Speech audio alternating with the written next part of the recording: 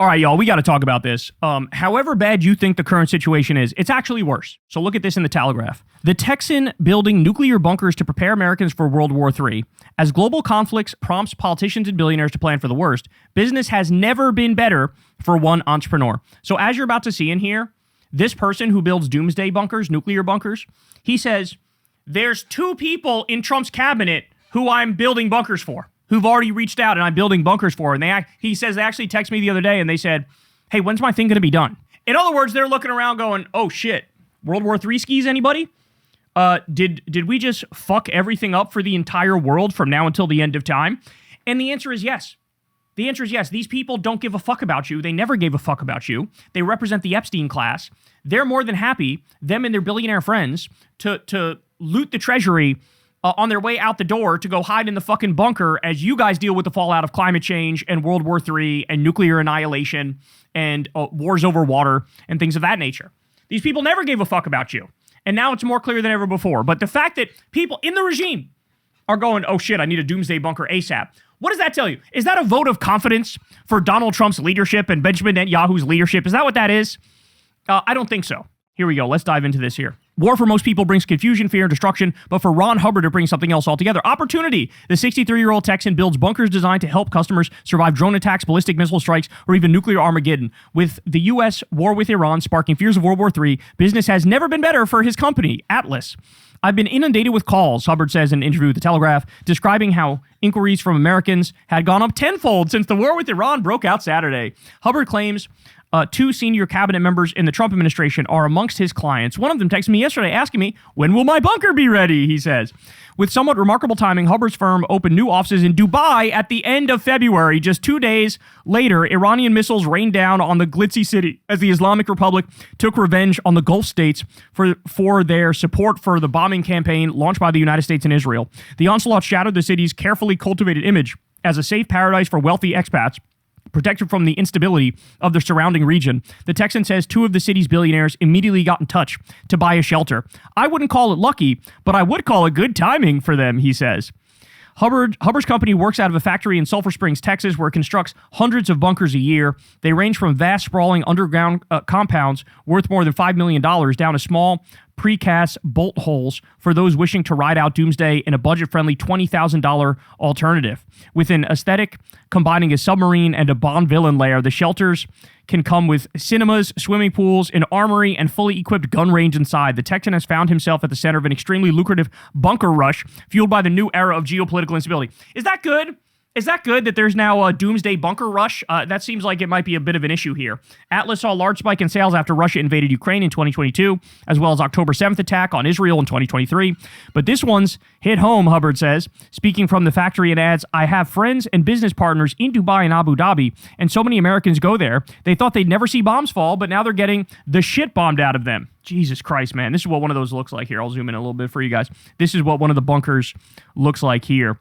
But this is a small one, man. I don't know about you guys. I would not want to be in something that's that fucking size for like any extended period of time. That actually seems like a bit of a nightmare. Atlas has averaged $2 million a month in bunker sales this year, and Hubbard predicts he could sell as much as $50 million next month. Jesus Christ. Bunker building is like being a farmer.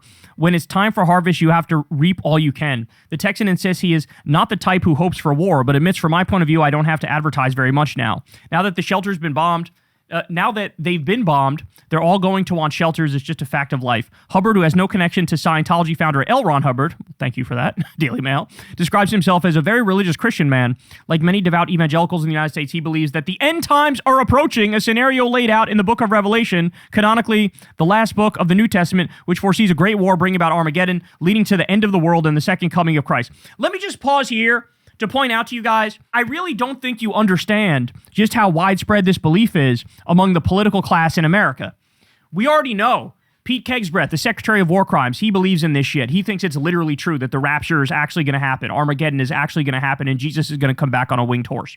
Mike Huckabee, the psycho U.S. ambassador to Israel, same thing. That's why he told Tucker to his face that he thinks Israel should take over the entire Middle East, because that's what has to happen in the Bible before Jesus comes back on his winged horse. Okay, so I don't think people realize how widespread this shit is among evangelical, fundamentalist Christian Zionists. And they talk to this guy. Apparently he is one. That's probably why he got into the business in the fucking first place. But these people are cuckoo, man. This is crazy shit. It's like being run by a fucking death cult, and everybody acts like the default perspective is that the death cult is true, and it's not. And they're going to get all of us killed because they want holy war. Just like that story the other day where, the military was there it was like 110 people called this secular organization and said that at 30 different military bases, they had commanders who were euphoric because they said Donald Trump is appointed by God and he's ushering in the holy war and end times. And so Jesus is going to come back and we're going to partake in this glorious war and we're all going to die and go to heaven. And like apparently other religious people who are not fundamentalists reached out and were like, these people are fucking crazy, bro. They're crazy. They continue, but he is not paralyzed by the prospect of the oncoming apocalypse. God has me here for a reason, he says, claiming that his construction spree is motivated by a desire to protect people rather than financial reward. I'm a Christian and I believe in the Bible and I believe that there will be the Great War. I don't think we're that far from it. Honestly, it seems like the end of times are very close. Oh my God, bro. Hubbard started Atlas Shelters in 2011 after his previous business, which manufactured iron doors, suffered declining sales in the face of Chinese competition.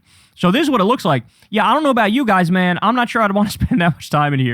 Jesus Christ. Some Atlas bunkers come with luxurious features, such as modern kitchens with granite countertops.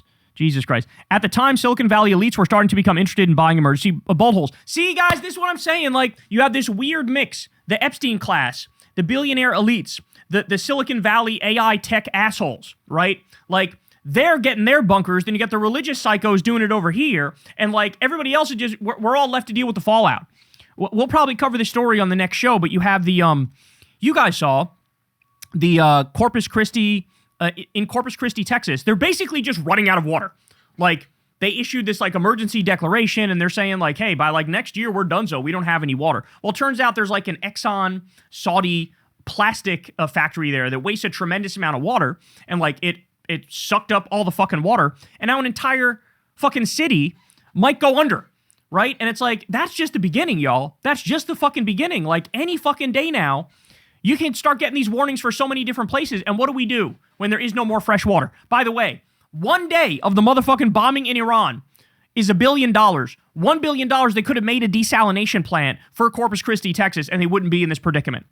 They wouldn't be in this predicament, but they didn't. They'd rather drop that $1 billion on the top of brown babies' heads. That's what they'd rather do. Anyway, they go on here. Let me see if I got some more pictures for you. Hubbard at Mar-a-Lago. Oh my God. Oh my God. Jesus Christ. So he's a fucking Trump dick sucker too. Inside a $450,000 bomb shelter. Here's another bomb shelter. Yeah, man, I'm not spending. Are you kidding me? Just wipe me out in the apocalypse. I'm not spending more than fucking like 2 days in this place.